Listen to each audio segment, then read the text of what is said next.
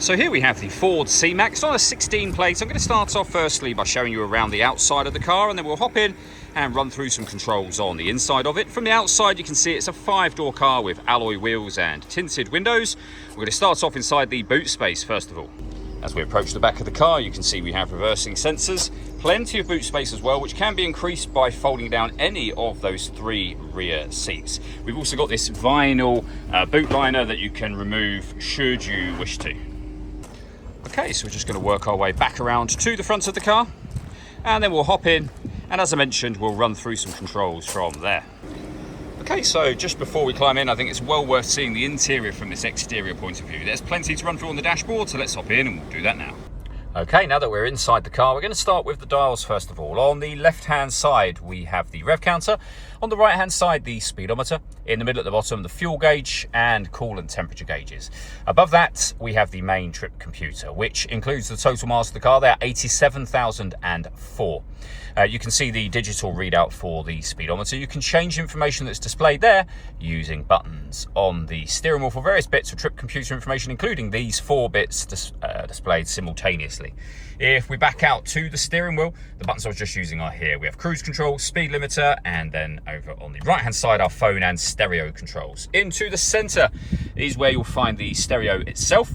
So in terms of music and audio, first of all, we have AM, FM and DAB radio, CD player and USB input.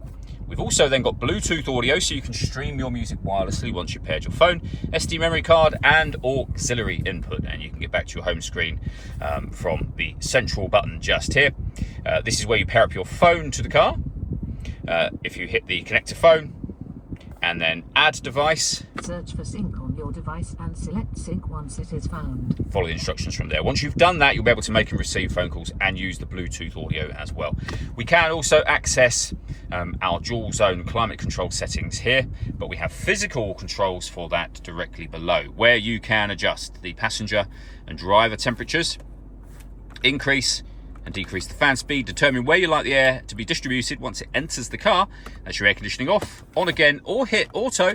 The car will now take full control for you to maintain the temperatures that you have asked for, and you can manually override that whenever you wish to. We've also got a heated driver and passenger seat, both of which have 3 separate heat settings each. Down the bottom here, we can turn off the stop and start, the parking sensors on and off, and this car has autonomous parking. So it can parallel park and perpendicular, so bay park itself, taking control of the steering for you. On the subject of parking, we also have a full colour reversing camera. We've got a 12-volt charging socket, some storage through the middle here, and you can use these to divide it up to make cup holders, for example. Last thing I wanted to mention is the panoramic glass roof. There is a sunblind that can open all the way from the back to the front of the car. The glass section itself is fixed in place, but as you can see, it lets in a huge amount of extra light to this cabin area. All that leaves me to say is thank you for taking the time to watch this video. If you'd like to come and see the car for yourself and have a test drive, please feel free to give us a call here at Surrey Specialist Cars. We'd love to hear from you soon.